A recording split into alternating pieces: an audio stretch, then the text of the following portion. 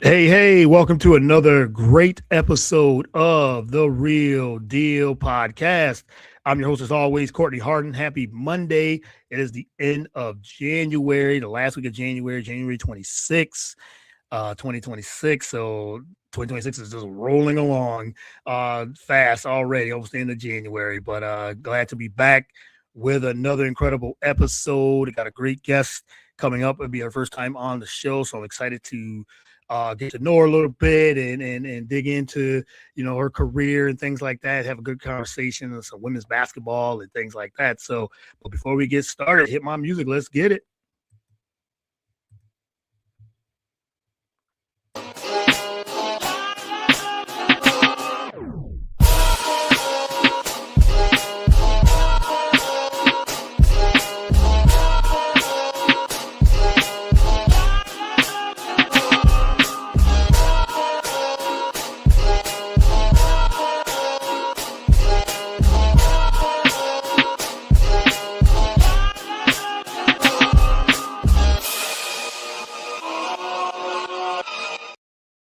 All right. Once again, welcome to another great episode of the Real Deal Podcast. Happy Monday. My name is Courtney Harden, as always, your host of the Real Deal with Courtney Harden podcast. You can follow the show on all the podcast platforms, whether it is Spotify, Apple.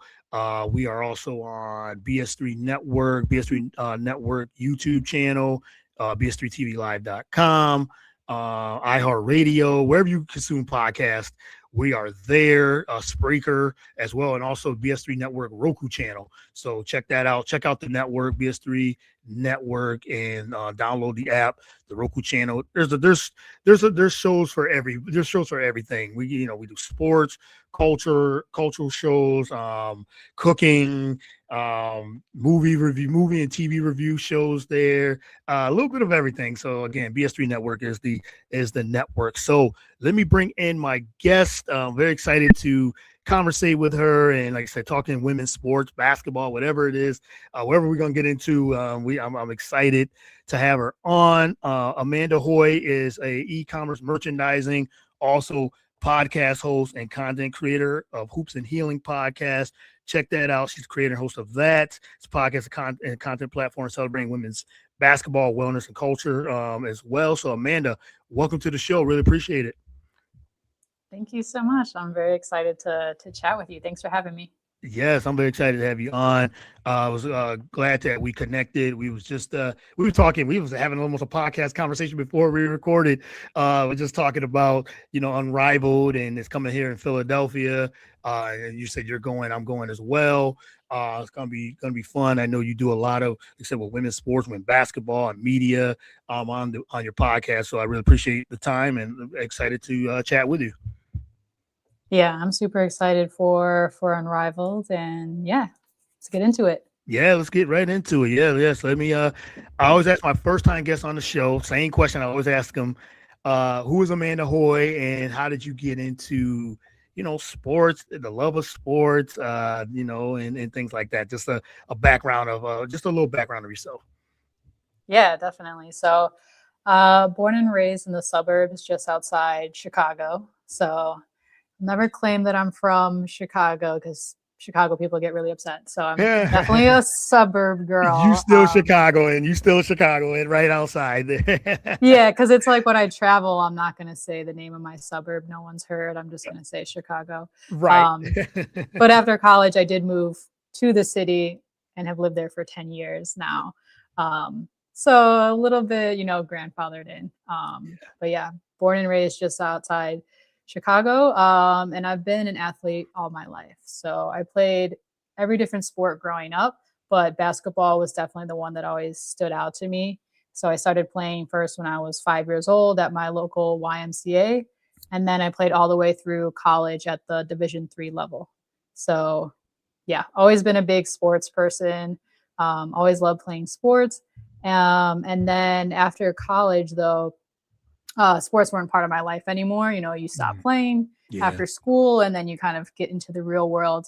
And I probably, didn't really do much with sports for like almost 10 years until I decided to launch the podcast.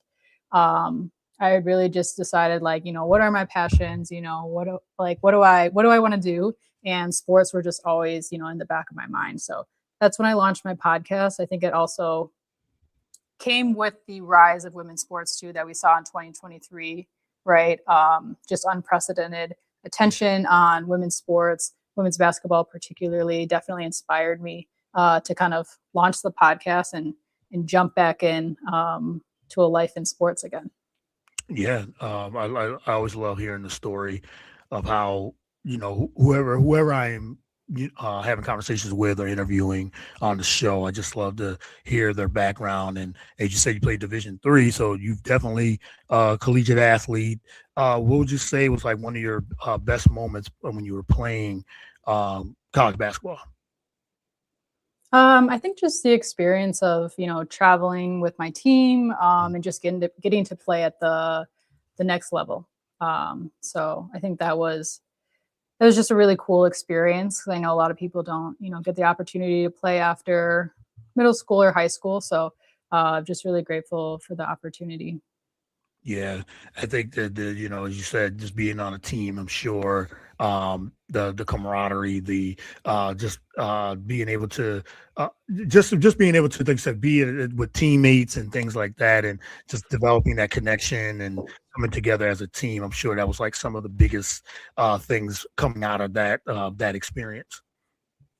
Yeah, definitely. I think the thing that I love about sports is I feel like sports really, like, at the root is community. It brings people together. Yes. It connects people, like, whether you're an athlete or a fan, right? There's always a connection you make with other fans as well.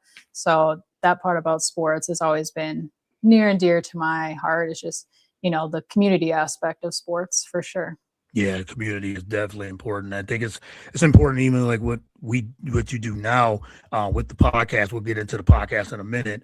Got a couple of shout outs here. My cousin here, Sheila Blow, she got her Buffalo Bills up. Sorry about your Bills not making the Super Bowl. So I'm an Eagles fan, so they got put out first round. So yeah, but yeah, thanks for always And the supporting Bears the team too. The and the Bears got Bears kicked too. out. Yeah, the Bears. I mean, yeah, we gotta get into the Bears and all that. We're gonna get into all that in a little bit as well. But I know one thing that you talk about with the podcast, and as you said, being a former collegiate athlete as well as about mental health and everything too. Talk about how important that is, mental health, and it's been talked about a lot, especially in sports.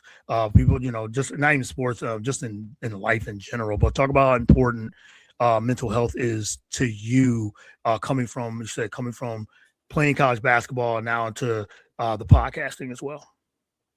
Yeah, it's definitely very, very important. And um, before I launched the podcast, I was going through probably my most intense, like, healing journey. So that definitely Yeah. also inspired the podcast. So it's called Hoops and Healing. So it kind of talks about the intersection of basketball, sports in general, and mental health. But then they could also be treated as totally separate topics. They're just two topics I'm very passionate about, can talk endlessly about. But yeah, mental health is really, really important, especially, when you think about athletes and their mental health. When it comes to getting in workouts, playing in games. I think that I wish that I had more mental health tools growing up when Mhm. I was playing, because it can be really stressful and there's just a lot going on. And then at the same time, you're like this young teenager, and I didn't feel like I really had a lot of mental health tools or even just conversations around mental health when I was younger. So now that I'm older and I do have these tools and these resources, the podcast is really about starting the conversation about it. Obviously, like, I'm not a licensed therapist or claim to be, but really the podcast is like, let's just have a conversation. Let's talk about these things, and then also little tips and tricks that can help people. Like, I always ask my guests, like, what's your favorite healing practice, and hopefully my viewers can take something from that. Yeah, for sure. And you're right. I think uh, I've been. I know I didn't play at the level like college or anything like that, but played sports and always been into sports and um, talk about it all the time and interviewing and things like that. Just a passion for it as well. And you said mental health was never talked about over so many years, but athletes and just not just athletes, but people in general deal with mental health each and every day. And now that it is in the forefront, it is talked about. People are not ashamed of it anymore. There's no need to be ashamed anymore. As you said, we're not licensed, doctors or anything like that, or anything. But we can talk about it because we could deal with it just in life in general. Of you said you played at a level, and dealing with that. It says stress, being able to have to play at a high level each and every time, practices and things like that. But not even just in sports, but academically and things like that. So we all go through something when it comes to mental health, and it is great to talk about it and to not to be ashamed about it. And it's something that people deal with on a day-to-day basis. Yeah, absolutely. Couldn't agree more. Like you were saying, it's just kind of like, let's just have an open conversation about Yeah. it. I think that's just a really great place to start. And yeah, like you said, it's thankfully now like there's more conversations around the topic of mental health. Like that did not used to be the case. Like we'll say like Yeah. 10 years ago. It was very like taboo to talk about Mhm. therapy, to talk about mental health. So I'm glad that that narrative has definitely shifted. Yes, especially in sports for sure, because sports like football, NFL, and college and things like that. And then again, like you said, teenagers playing sports or just teenagers just dealing with a lot of different things, just everyday things. Said academically, off the court, on the court, off the court, off, and everything. So there, it's good that conversations are being had, and now there's a lot of resources for people to go to and really talk about it, whether it's therapy, talking with your friends, or anybody having a platform on a podcast that can help too. You just never know where that those type of conversations can reach to someone, as well. So I'm glad to have those have the platforms to have conversations about mental health, as well. So, but yeah, let's get into the podcast. And you said Hoops and Healing podcast. It's that focus on intersection of women's basketball culture and personal wellness and content strategy as well. So dive a little bit more into the Hoops and Healing podcast. When did you launch it? Talk about what it is. You have a lot of guests on, and you have people come on the show and everything too. But talk a little bit about what the podcast is about. Yeah, definitely. So I'll start from the beginning. I launched it, I want to say late May. Yeah, late May of 2025. Okay. So yeah, I haven't even been doing it a full year, but I really hit the ground running. I'm very much like a 0 or 100 type person. So it's like Okay. if I'm committed to something, I'm like very committed. So a lot of people are surprised to hear that it's like been like 7 or 8 months. Um, but yeah, I launched it. I knew I wanted to work in women's sports in general. And that's not totally accessible right away, especially without like a lot of experience or any experience. And so I was just thinking, like, what can I do right now? Like, what work can I do right now that's going to help get me to where I want to be, which is working full time, ideally in women's sports. And then, content creation and a podcast is very accessible, right? We all have Mm, phones, we all have yes. Wi-Fi. Yep. And so I was like, a podcast sounds like a really good idea to kind of, start putting myself out there, showing my expertise, showing my passion, knowledge for the game, especially as like a former player, and a woman myself.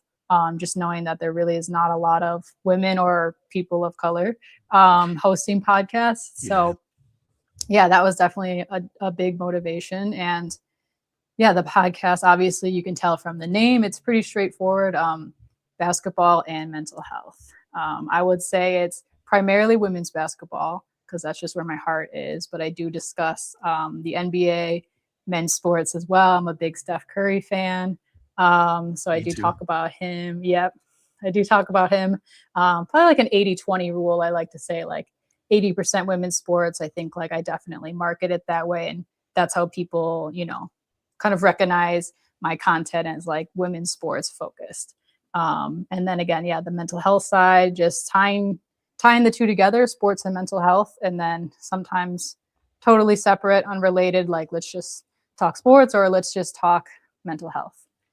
So that was kind of the birth of the podcast. And yeah, I've just, like I said earlier, hit the ground running about 8 months ago. And I've just been having a really, really great time doing it. I've obviously learned a lot throughout it, like ups and downs, technical Yeah. issues, all of that. But I think at the end of the day, I'm just focusing on having fun with it. Yeah, for sure. You've had quite a bit of guests too. You had one of my favorite people, Simone Stanley, Simone with the Yes. sports. She, yes, big time Philadelphia Eagles fan, just like myself. And we were, yeah, I have had her on the show quite a few times. We always talk about Eagles and things like that. And yeah, she, yeah, you like I said, how do you come about your guests? I always like to think about it as a podcaster myself and everything too. But I always find it fascinating of how you who do you reach out to? How do you reach out to get your guest, and who do you like to have? You said mostly you said you talk about women's sports and things like that, but talk about how you don't give all the secrets, but talk about Yeah. who you look for in guests to come on the show. Yeah, no, I'm happy to share all that Mhm. information. But yeah, so in the beginning, obviously, when you first start, you don't really have that much of a following. So it was Right, really right. just me asking my friends or asking, but like begging them and be Yes, like, please, like come on my yes. podcast because I Yeah, need episodes, like guest based episodes, because I knew I always wanted the show to be more guest interview type. yep, Um, Not so much too much solo content. So yeah, it just started off with like me interviewing my friends, and then it would be like small business owners, mm, people who just like have launched their own thing that's like similar either with sports or with mental health that made sense to have on the show. But a lot of just networking in person, definitely social media, DMing people, engaging with their content, see who engages back, yep. and sending cold emails as well. So the cold emailing has actually worked way better than I than I thought it was. That was how I reached out to Simone, and I was like, you know what, I might not get a response, but she ended up responding, and she was really happy to do it. So that was really cool. So yeah, cold emails. Definitely social media DMing, but also like publicly engaging, commenting on people's stuff who fall within the sports industry. Yes, absolutely. I agree 100%. Cold emails do work, people. They still work. I agree 100%. And just DMs, uh, all those things, they work as well.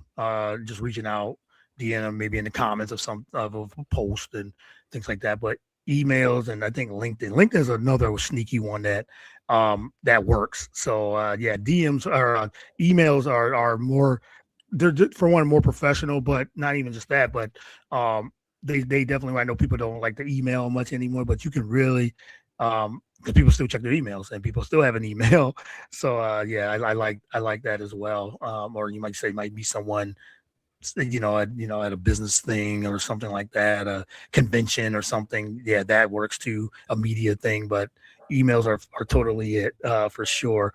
So let's get back a little bit more of the hoops and healing. Like you said, I want to talk about the healing part. You talk about like mental health and having those conversations, things like that. I know you get really dig into that too, as well. Talk about the healing situation, the healing part of the podcast. Yeah, so I think for me, like um healing is just like, how do we all reach inner peace? And Mm, I like to kind of think of it as like, what is my baseline? And to me, my baseline is like everything's good, like I'm very calm, I'm very happy, or at least I'm content. And then I also kind of think about, times where I'm like, okay, how far am I from my baseline right now? Like, how am I very emotional? Like, is something going on? And then I just kind of think about, like, how do I get back to my baseline? So, a lot of the things I like to talk about are just tips, advice. So, things that have worked for me, things that have worked for my guests. And then also just, it's not always solution based. It's like, let's just talk about the things that, we've struggled with.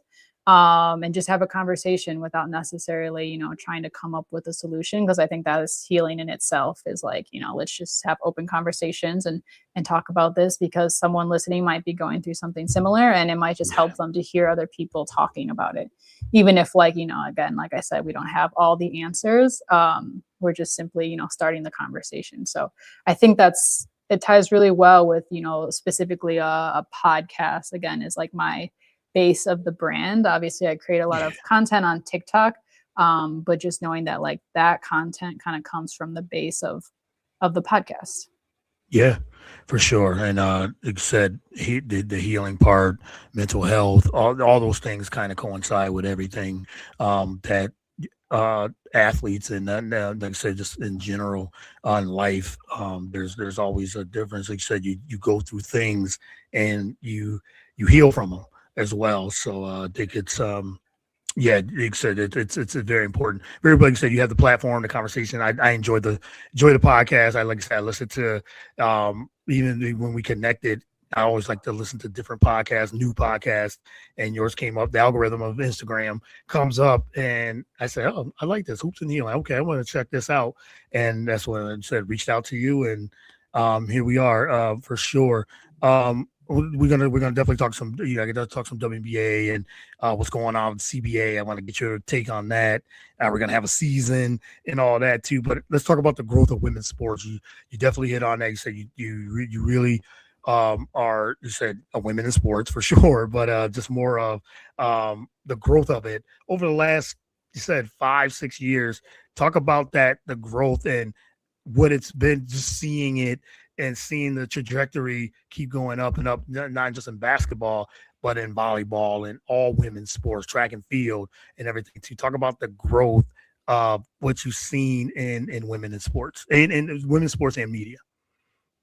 Yeah, definitely. It's been really, really amazing to see just women's sports, I think, getting the attention, and especially like the respect, because I think we know that women's sports has always been kind of pushed to the side compared to men's sports. So to see it kind of, creeping up, is really cool. I really, yeah, especially, as someone who was a female athlete growing up, to like think about how big it is now is crazy. And it's not just the WNBA, like you said, like the PWHL, the new like Women's Professional Hockey League, is getting a lot of attention. There's a new women's baseball league. Like, it's all seems like it's happening very, very fast and like snowballing. But, leagues like this, didn't even exist not that long ago. So it's a really cool to essentially be living during this time of like the growth of women's sports, because we've never seen something like this before. So it's unprecedented and just really cool to experience. Yes, I've been a big advocate for women in sports and just trying to get the platforms, helping and try as much as I can. And it is great to see. And then, yes, I always say this should have been happened, but now that it is happening, it's now just saying, hey, it's not going backwards. So for those that think it is, it's not. It's, and you said all these, women's hockey and soccer and volleyball and softball and all these sports, track and field, and all these sports together is now, you said, it's just coming together and just keep uplifting and keep pushing forward women in sports. And I love seeing it as well, because I always say, to invest, people say, how do I invest? Invest, go to the games, watch, share, like, subscribe, all those things. But they just, all it needed was networks to invest in it. And now that networks are investing in it, yes, still a long way to go, but the networks are investing and they putting the money and the dollars in. That's what it is, because it's always been there. It's always been a great product. So why not?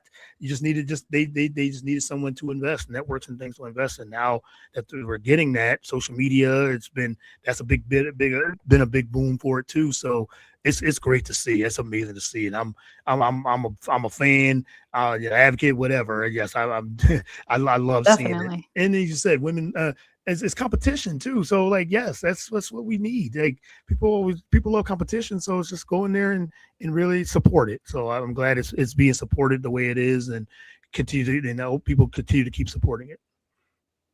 Yeah, definitely. Completely agree. Like the product being good has always been there. Like, Yeah, you can't say Maya Moore wasn't exciting to watch, right, but during exactly. her time in the WNBA, it didn't have the viewership and popularity it does now. But we Hmm. know Maya Moore was an incredible Yeah, player. yes. So yeah, and no one can say she wasn't. Well, I'm sure people would, but they just don't know basketball then. Right, they really But don't. yeah, it's like the W, like, getting the attention now is great, but there's so many players like from the inception that were extremely talented and very entertaining to watch.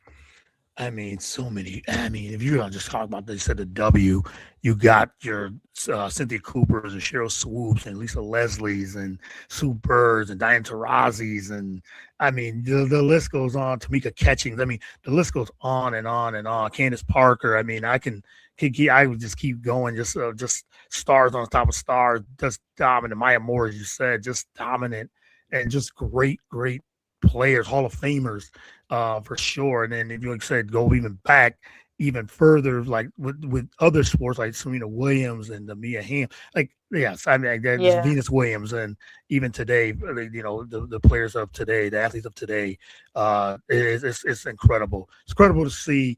As I said, just these amazing women continue to keep, and then women in media and in business, just to keep the growth of women's sports going is incredible, and you're a big part of that too. So just your platform with your podcast as well. So looking forward to seeing the future and the present and now and the future continue to keep growing as well. But I gotta ask you about fashion and sneaker culture. I know you're a big fashion and sneaker culture, big fashion and sneakers as well. Talk about where that comes from. I know you said you played that, play basketball, but just in general, being fashion and how that, the intersection of that. I know you talk about that a lot too on your podcast. Yeah, I've always been into fashion. So I played basketball in college, but my degree is actually in Mm, fashion mm, management.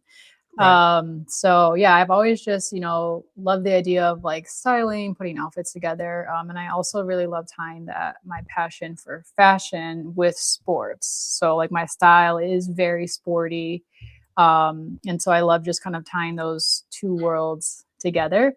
And then of course, with sneaker culture, there's, the Jordan shoes, there's like Asia Wilson shoes. So I like tying that into my looks as well. It's just iconic athletes shoes, and then also yeah, brands like Playa Society together, that everyone watches women's sports, seeing how I can tie those into my outfits, and then also show that off in my content too, because I feel Yeah. like it all ties together with the branding and also being able to show like a little bit more about who I am. um yeah, so Yeah. I love that. It just makes me really happy. Yeah, for sure. I mean, you said when you look good, you feel good, uh, and everyone has their own fashion sense, and everybody always has their own trends and things like that. And sneakers. I'm a big sneaker fan myself, and ever since I was in young and younger, so as a kid, so it was just and it's funny how much fashion has changed over the years and things like that. How would you define your fashion if you had to, if you say it in few words? How would you define your fashion? That's a really good question. I would say definitely sporty. Okay. Sporty, and I would say unique. I definitely try to like wear things that are a little bit different, not necessarily like trending per se. Hmm. So yeah, I would say unique and sporty, and then just very myself. So I love when I'm putting on outfits and I'm like looking at it in the mirror, I always just like, do I feel like myself? And when I put together an outfit that I really like, I just like I feel like you said, you look good, you feel good, and you can just kind of feel the difference versus when you just have on, like maybe an outfit that is not that, big of a deal. So Yeah. All right. Yeah, I like yeah. that. Yeah, I like that. So you said about sneakers and things like that. What are some of your? I don't want you don't have to go back and say what's your favorite sneaker of all time, and but if you what are a couple of sneakers that some of your favorite sneakers over the years, some of your favorite sneakers. It Yeah. could be recent or even back in the day. So I do have a favorite sneaker of all time, and it's Okay. just the Jordan 1s, the lows. I just Mm, think they're so iconic, so classic. I just love how they look. So I have a couple pairs of the Jordan 1 lows. I don't do the highs. I think they look cool on other people, but I just like the lows. like the lows. Okay. Yeah. Yeah. So that would be my favorite sneaker of all time. And then I also really I have a pair of Angels shoes with Reebok. But it's actually the PE she dropped before her signature shoe. They're kind of similar, a little bit different, but it's like the Reebok Engine ones, I think they're called, or the Reebok Engine something. And they're technically her player edition, but they've got her Angel Reese logo on it still. They got this like ombre pink color going on. So Yeah. I really like those, especially because they have the Angel Reese logo. I'm not like big on Reebok or anything, but they're signed with Angel, or Angel signed with them. So we're here. Had to support Angel Reese for sure. Yeah. Yeah. Yeah. Well, Um, what else? I just got my first pair of Curry shoes too. So I'm excited for those. The Curry sevens. I know he's no longer signed with Under Armour, but yeah. I've just been meaning to get a pair of his shoes, and I was like, well, let me get them now since, you know, I like the sevens, the Curry sevens. I don't know if you're familiar, but Yep. I am. they're kind of a little bit more like you could wear them like an everyday shoe, because some of Hmm. his other shoes are a little bit not a huge fan, I guess I could say. Yeah. But I was like, okay, these are like casual. You could wear these like out with some jeans or something. Yeah. I have a few. I have quite a few Currys. And now you can get them for really cheap. And now because he's not on Under Armour anymore, and yeah, that was big sneaker news. And what he's doing now, with he's loving to be in a sneaker free agent, and I love seeing what he's Yeah, got next and what he's every warming up night in every night, he's what he's surprising coming in the us. tunnel in and things like that. I mean, he's almost like thinking, man, this free agency. I mean, this is one of the biggest free agency sneaker, athletes that in free agent in a Oh yeah, long time. I think since when Kobe was a free agent back then, it was, but to this level now, Steph is really.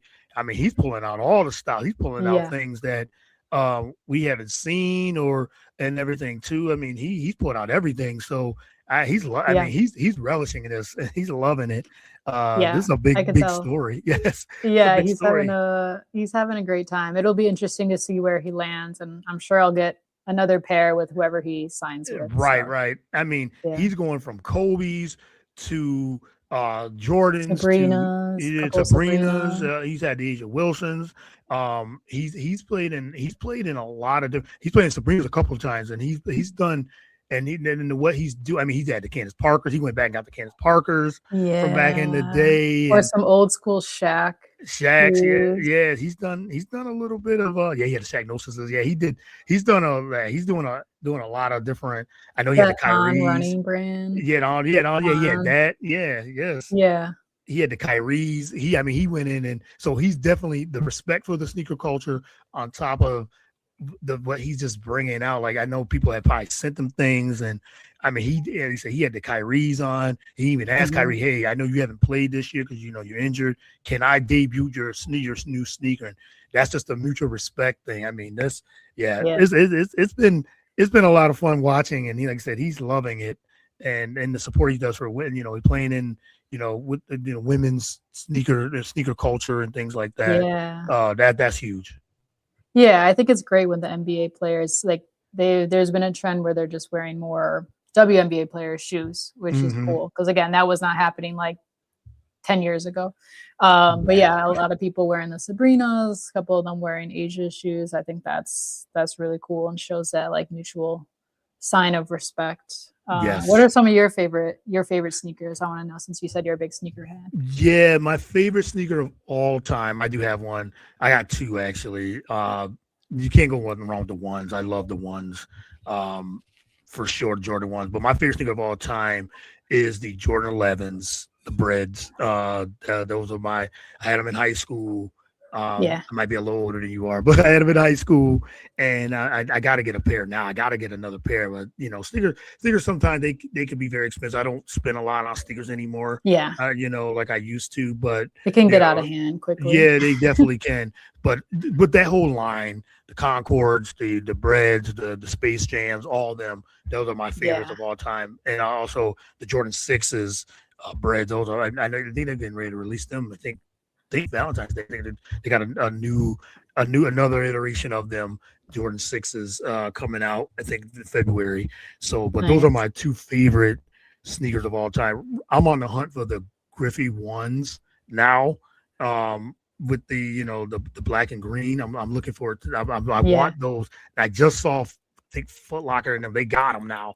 So I'm just and Nike just released them again. So I'm like, okay, I gotta get. They gotta get the Griffey ones. So I'm on the hunt manifest for it. them. Yeah, Yeah. So I'm yeah, trying to. I might have to break the bank a little bit and get them. So we'll see.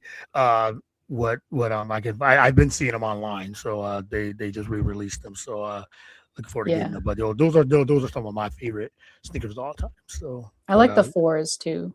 yes. Oh my goodness, Yeah, the Jordan 1 through 13, 14s were really that was it right there. yeah. Jordan 1 through 14s, like that whole thing. I know he's up to 40 now, so it's Oh crazy wow, yeah, how much Jordans continue to keep releasing as well. They've taken their the newer ones are not as good for me in yeah. my opinion, but they're still Agreed. he's still putting out quality sneakers. So Jordan's been retired from basketball for years, 20 years, and he's still Yeah, probably the number one shoe brand, absolutely. Jordan Yeah, I don't think Nike. anyone has surpassed. I think No, it'll be a long time until someone surpasses his yeah, success just yes, within sneaker culture. Obviously, amazing basketball player too, but what he did as well with sneaker culture is like insane. insane. It's still putting out sneakers and retroing everything too, just Yeah. about. So yeah, it's for sure. I mean, It's we could like have eight different versions for like each shoe too. yes, absolutely. Yeah, right, for sure. Yeah, I mean, we can have a whole sneaker conversation. When next time if you come on the show, next time we'll have a whole uh, sneaker conversation, things like that about sneaker culture and things like that. So I'm always down for that. So, but just got a couple more before I let you go. We got to talk some WNBA and everything. We talked a little bit, unrivaled and everything. Got all these other leagues getting ready to come as well. But the WNBA and the players and things like that, they're at a battle about the CBA, the collective bargaining agreement, and they just released a schedule, but there's no agreement yet. But what's your overall take on this? The negotiations, the CBA, and everything too. When I had you getting you on the show, I know we were going to talk about this. So, but what's your take on all this that's going on? And do you feel like are we going to have a season? My short answer is yes. I do think we will have a season. I do think it might be a little bit delayed though. Like I wouldn't Mm, be surprised if it started in June versus May. But I would be very shocked if there was no season at all. But like I said, I think it might just be a little bit shorter, yeah, which is still unfortunate, right? We wanted to start as soon as possible. But my overall take is, yeah, I mean, I think it's great that they're holding out until they get what they actually deserve agreed. because, yeah, the W players have just been getting breadcrumbs for so long, and just like knowing what they're producing versus what they're getting paid for is just like it's crazy. And so this has been a long time coming, and I'm glad that they're really putting their foot down and that they have the support to back them up too, with the huge fan base now, and everyone talking about it on social media definitely helps. So yeah, they definitely deserve the revenue share, all of the benefits they're asking for. percentage of jersey sales, like everything basically that the NBA players have, right? Yep. So yeah, I'm hoping that they get a deal signed. I do think, you know, the WNBA, which is really the NBA, can't really hold out much longer, and so they just, once they accept that they've lost, we'll get the deal signed. Yes, absolutely. Yes. And I 100% agree. They deserve everything. I mean, this league, what they've done for this league, and as you said, the growth. We talked about that earlier, and the growth of it. Um, whether you want to count, whatever if you want to say it's the Caitlin Clark effect, you want to say Angel Reese, that group, and it was the last couple of years. I mean, we can't deny that that's what boosted this up. But you have Asia Wilsons, Brianna Stewart's, and there's so many great talent and great players in this. And look at it now. You have all these other leagues. You have Unrivaled. You have Project B getting ready to come out and things like that. So the W has to be very, very careful because a lot of these players they're finding other leagues so they can continue to play, continue to get paid. So the W has to, yes, the WNBA is the main league, and it's always will be, no matter what all the other leagues do. They're just giving other opportunities for the players to play and to get paid. But yeah, they have to get something done, and they deserve everything you said. You said revenue, share of the revenue, share of the jersey sales. He got a huge TV deal, so it only makes sense to have this so the league got to stop playing around and really get something done, because we don't want to strike, we don't want to lock out any of that stuff, because that's hard to, if you have a lockout, that's hard to to come back from, and they're going to lose momentum if they don't play. I agree. I think it's going to be delayed now because of everything that's with the negotiation continues to keep dragging, and the more it drags, it gets into February, March, and then there's not enough time for training camp. So I think it will be delayed, but there will be a season. I think there will be a season because there's too much at stake not to have a season. And when the season does happen, I think it'll be really exciting, more exciting than any other season, because we just know what it took to get there and how different things are going to be going forward. So I think it'll feel extra special. I want to say worth the wait, but it'll be an extra special season for sure. Yes, absolutely. I'm looking forward to that, to the season as always, and see if the Vegas Aces can they win another one again. And there's going to be so many, and then free agency going to be like it's going to be a scramble, because what is it, like 90-something% of the league is free agents?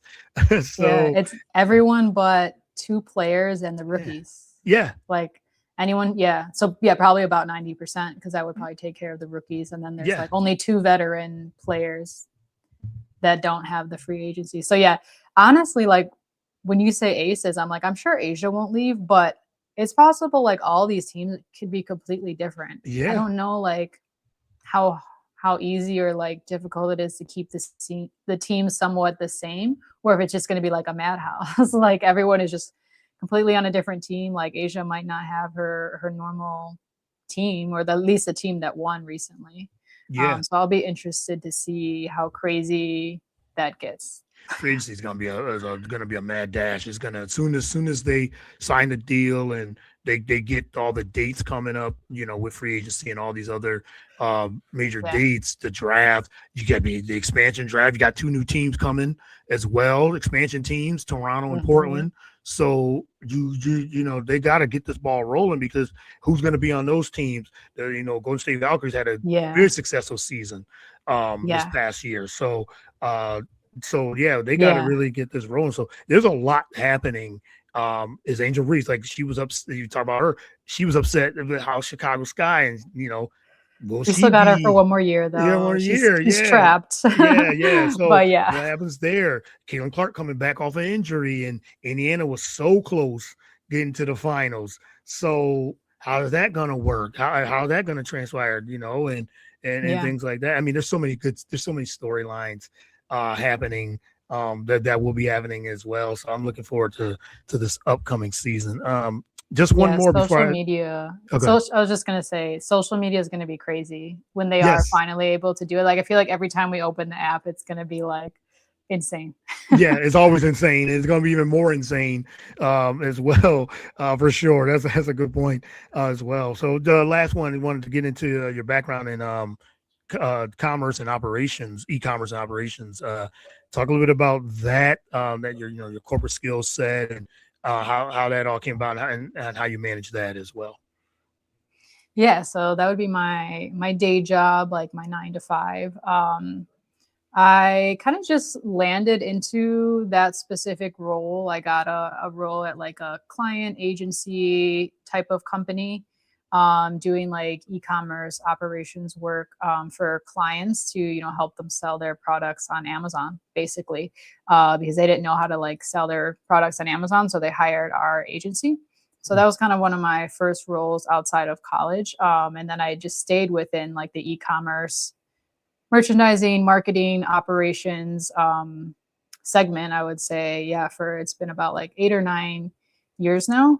Okay. So a lot of what I do is, make sure companies' websites are, one, functional, and two, that they look good and are user friendly.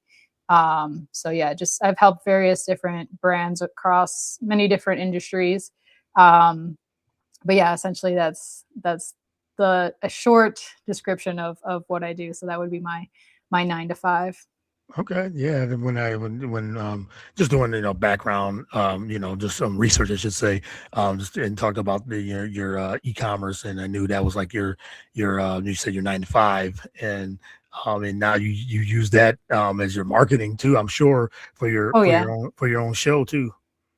Yeah, definitely taking the skills from those jobs that I had, and applying it to, my marketing, my branding for the podcast, and my content. Absolutely.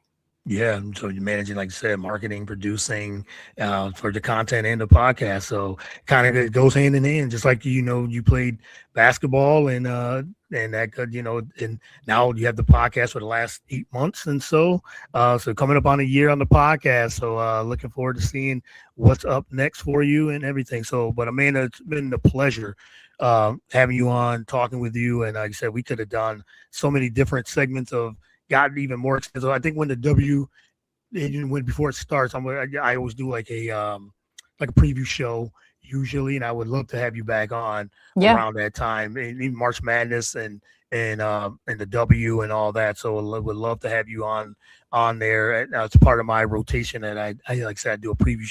I do a lot of preview shows leading up to the WNBA season. So love to have you back on. definitely. Yeah, I would love to do that. March Madness is going to be crazy, and then yeah, shortly after, hopefully, the W season. So I would definitely love to chat with you again. This was Uh, really fun. Yeah, it was definitely fun. I really appreciate you. We appreciate the time. Thank you again for doing this. But before we go, let everyone know they can follow you on social media. Want to reach out to you. Floor is yours, and then the podcast as well. Yeah, so I'm on TikTok, Instagram, and YouTube at Hoops and Healing. And then my personal Instagram is at amanda.mochi. So those would be all the places you can find me: Instagram, TikTok, and YouTube right now.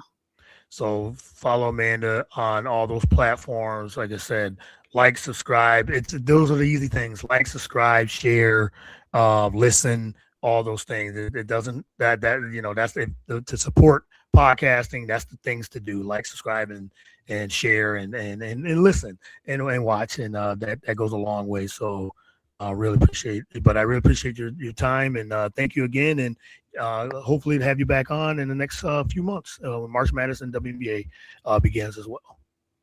Yes, definitely. Lots of hoops to talk about. Yeah, Thank hoops, you so hoops. much for having me. You're very welcome. Thank you again, and appreciate you. And we'll talk soon. And have a good rest of the week, and try to stay warm for sure. Yes, I will try my best. Yes, and hopefully, maybe we might run into each other at the Unrivaled Philly on this Friday coming up. So Yeah, and then hopefully definitely. we'll see each other. But yeah, hit me up, and maybe we'll meet in person, and we'll do that and take a picture or whatever it Yeah, is. And I know it's gonna be busy for there, but looking forward to it. And I'll send you the information as well. awesome. Sounds All right, great. all right then. Talk Talk to you to you soon. soon. Yep. Have a good Bye. one. Bye.